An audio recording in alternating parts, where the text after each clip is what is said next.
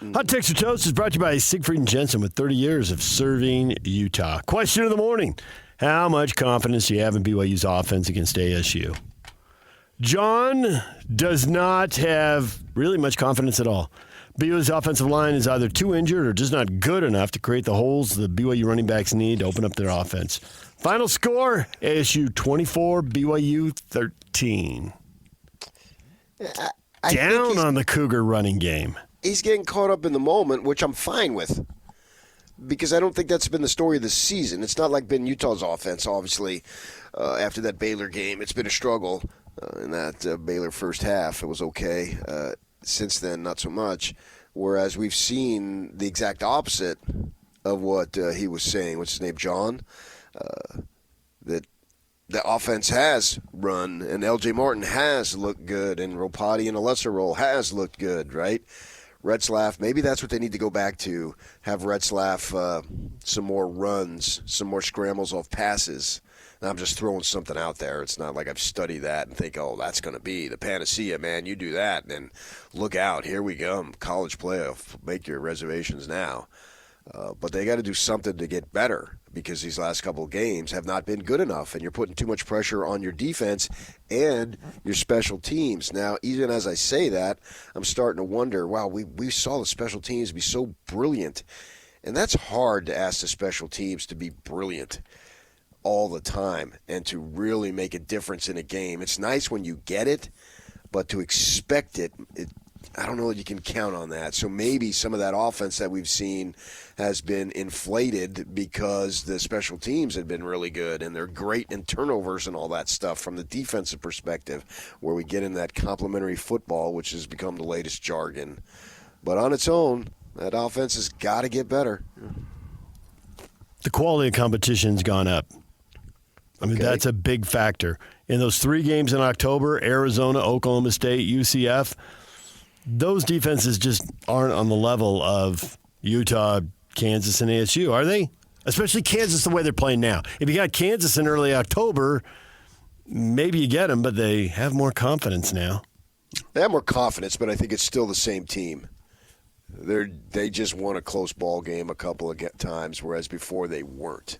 I'm going to go to my grave. I'm dying on that hill that Kansas is a good team in 2024. I said it before the win, so I feel like I can continue to say that. I think Kansas is going to give Colorado all that it can handle. Now, that has nothing to do with BYU. BYU needs to find a way to beat the Devils for sure, and maybe they can luck out in the manner that Utah did a couple years back, where 3 or 4 things transpire. And looky here, next thing you know, the Utes are advancing to the title game, which they won, and nobody did anything for them to make them win that game except them playing well at that point. So it's not like they backed into the Rose Bowl completely by any stretch. For the Cougars, you can't count on anybody else losing at this point. Not that they are. I mean, they know that. But Kansas is a good ball club, and they have been showing it. They've been winning. And that's what they've been doing. They've been winning, which I guess is the ultimate show me is the winner, so I don't want to discount that. But you're right. Competition has increased. There's no doubt about it. And we'll see if the Devils, how good they are. Because the Devils, too, it's a funny situation in that, okay, Kansas State was huge, right? Program-defining win, maybe. Because if you lay an egg Saturday, even if you lose, you can lose and not lay an egg. Not all losses are you just played awful. You can't say that. But the point I'm making is, man, whatever they did last week against K-State was awesome. But now got to back it up. And now this is what Dillingham spoke about just literally 24 months ago when he said, I'm here to activate the Valley. That's his big thing. I told you about that. Activate the Valley. Well, it's activated now. Sold out. People are talking about it. Blah, blah, blah. Now what do you do? What do you do when you got it? Because folks down there, and I can tell you, what do they think ASU stands for? Always something university. Something's always getting in the way. Well, it's amazing that he activated the Valley or the Devils did, in only 24 months, I should say. But now you want to continue to activate it and make it grow or stay activated. So that's why this game, man, you throw in the actual game and then you heap on all the ramifications of the game, and it's as good as it gets for both these programs. I get Kansas State was a big win, and I'm sure you got to throw a lot of emotion into that. But now you got the conference co-leader, and then you got the in-state rival. So right. If it was purely emotion, then the letdown follows at some point, because most humans can't bring that level 12 times in a row. You're not going to.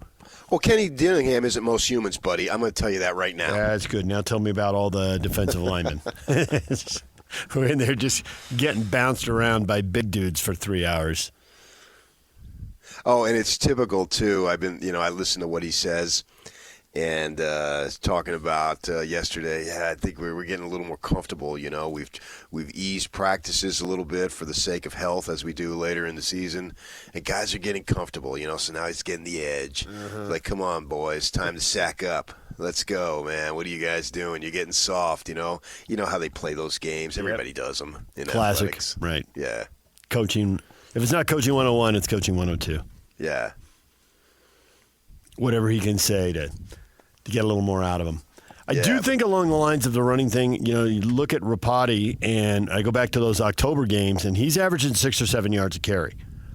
He's not getting a lot of carries, 6 carries here, 9 there. UCF, they gave him the ball 13 times. That's a pretty good number. But when he gets it, he's really efficient. Now you get to November, and the quality of the competition is up. And he hasn't averaged 5 yards a carry in either one of these games. And over time, that matters. It's not quite as obvious with LJ's carries, but there's a hint of that there as well, as far as the productivity, not having 100-yard games, that kind of stuff. So I think the people who question, anytime you see the running backs' numbers move, for better or worse, it usually reflects on the O-line. Running backs have a hard time getting through the defensive line, the first level. Maybe at the second level you break a tackle or a guy takes a bad angle, you run away from somebody. And certainly these guys who, we talked about Scatterbo in the last second, breaking the long ones. It's the safeties, usually the running backs have to beat the safety. Run them over or run away from them, something. So I think there's definitely a factor there. But I got to go back to what Hans Olsen was telling us, too, about the self-scouting. And I think that the next thing parked right next to that is A-Rod gone to the bag of tricks? Is there stuff that they've got in their offense that they haven't shown on film yet that ASU can't be prepped for? Because that is a problem getting late in the year. And you see it all the time. And it's interesting in the NFL. Everybody who plays fantasy football in the NFL tends to see this. You get late in the year. It doesn't always happen. But, man, a lot of times late in the year, the points, the touchdowns, they go straight to the best players. Because you've schemed everything, everything's been seen on film, and defenses are good, and they end up taking all that away. What they can't take away is the best player just getting it done. That's what they can't take away. And you show a lot of stuff on film, and coaches will say, the film never lies. So you've told people a lot of stuff now. They played 10 games. It's not a surprise that defenses would start to catch up to offenses. The offenses that can still do it now, they get the best guys. And you just can't take away the biggest, fastest, strongest guy if you're not good enough. So I wonder if A-Rod's got anything at the bottom of his bag of tricks, or if Chase Roberts, Darius Lassiter, L.J. Martin, can the best players just make plays? Man, you just make me want to put my hand in the dirt. Listen to you. I want hat on hat right now. Oh, man. If they win hat on hat, then the running game will be great. I'm going to do a chip blocker. Everybody I see today, I'm going to chip block them. Listen to you break that That'd down. be awesome, man. You just everybody you see, you're walking through the store, you just throw your shoulder into somebody, knock grandma or grandpa to the ground. Take that chip block. Didn't see that coming. You could be a menace. If that doesn't get me fired up, I want to play right now, parking lot, anywhere. I can't wait till Saturday now. Yeah, we'll go out on the blacktop. Listening to you break that down like you did, that was the second best soliloquy next to the soccer manifesto. That was beautiful. DJ PK, it's 97.5 The Zone. More beauty coming up with Barry Trammell at the top of the hour. How come BYU and the Big 12 aren't a little higher in the college football committee rankings? We'll talk with Barry about that at the top of the hour. Stay with us.